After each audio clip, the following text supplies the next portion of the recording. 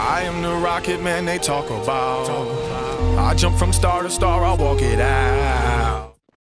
Hey, what is going on, guys? My name is Shibby2142, and today we're playing some more Smite, the god of choice, after reading a few comments from the Arachne video saying, "Hey Shibs, you should check out Artemis. She is the goddess of the hunt. She is a ranged, physical class, more on the style of assassin, and also a carry.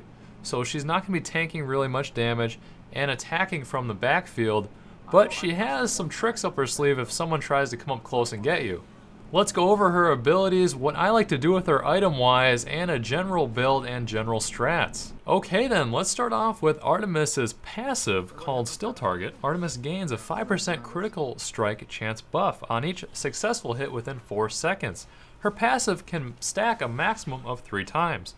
So if you keep hitting targets with your mouse 1, that means you'll have up to a 15% critical strike chance buff. Pretty awesome, and it does lead to her having some crazy crit strike chance and damage late game.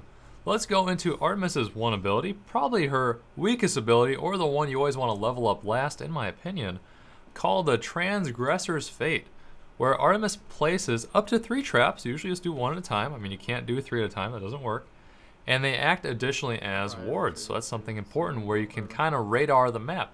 Pretty cool.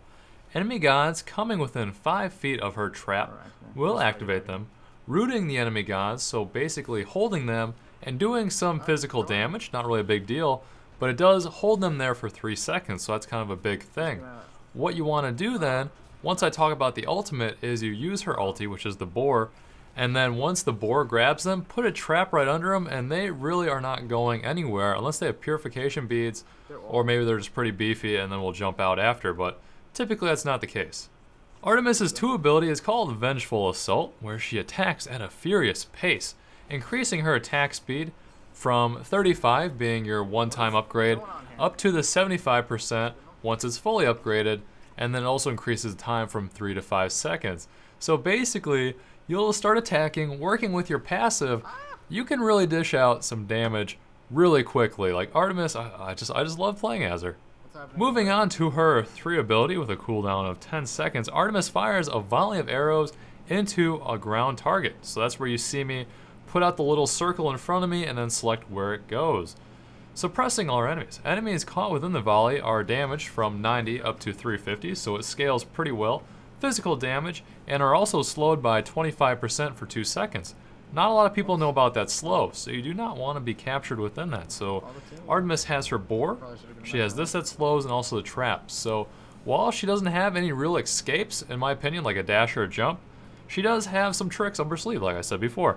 Lastly, let's talk about her ultimate, that being the boar. So Artemis unleashes her boar that wreaks havoc upon her enemies, doing 150 up to 450 damage, physical damage, to the nearest god and stunning them for 2 seconds. The boar will continue to charge other nearby enemy gods for 6 seconds lifetime. One thing that's really cool about the boar is even if it stuns someone and they use purification beads, it'll continue to the next god. It won't just give up and be like, "Oh, you got me, no problem." Like a Hades ultimate would, where you hit purification beads if you have that as an ability, which you should, and you can just walk out, no problem. What I do when I level my abilities, I start with the 3 at level 1, then get the 2, and then get your 1. And then you want to level up your 3 and 2 whenever you can, and then once you get to 5, you get your boar. Go between those 2 and 3s, and then you have to spend a point on your 1 ability every now and then. So always level up your 1 ability last, and in my opinion, always level up the 3 or your ultimate first. As for an item build, there are a couple of options you can do as Artemis. With the latest patch, I like getting the Vampiric Shroud, which adds MP regen, HP regen, and gives you some physical lifesteal, which it's not a lot early game, but it's actually a lot. So it's a great item, and then I get 2 health potions or mana potions. However you feel like, you want to work with there, because some people in the lane, like in Anur or Baka, are really strong early game, and they'll just destroy you. Like, you get that ultimate, it's bad news bears. So Artemis, in my opinion, is pretty weak early game, but she really picks up once you start stacking that crit damage. Let's say from like a Deathbringer, you're probably going to want to get the Warrior's Tabi boots, and then pretty much anything to raise your physical power, your crit chance, crit damage, and just attack speed in general. The other day, I'm not sure if I recorded the gameplay, but I was laning against a Bakasura and a Noor in the right lane, so Baka was on the jungle duty, and that was really bad. Like for me, it really sucked because Baka, let's be honest, is a little overpowered. That true damage is not scaling correctly. You guys know it, everyone that plays Smite knows it, so hopefully he'll get further balanced in the future. Like they kind of tweaked him a little bit, but it was really nothing. So Agni on the other hand, who I enjoyed playing, now his is nerfed, 50% stun, so yep, I'm off the Agni train because I just don't really enjoy him that much, but I'm really enjoying Artemis. She is a stock character. There is no need to buy her with favor. However, I believe she does have a new skin coming out, which should be pretty awesome. So yeah, feel free to try out Artemis. Right now, she is the only physical range character next to a Noor, who just came out, and they're really enjoyable. So instead of going all melee, let's say with my Vamana, or whatever, try Artemis. She's really cool.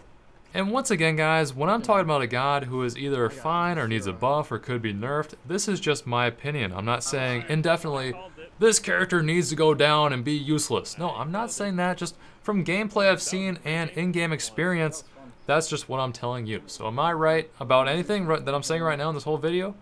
I don't have to be, no. I'm just kind of giving you guys my thoughts. That's basically the video, guys. If you enjoyed, make sure to give the video a like. That really helps me out, gets the game noticed, and just helps Smite in general. If you'd like to subscribe, that would be fun. And that's just the button right up there. That's pretty much it. Thank you guys for watching, and hopefully I'll see you next time.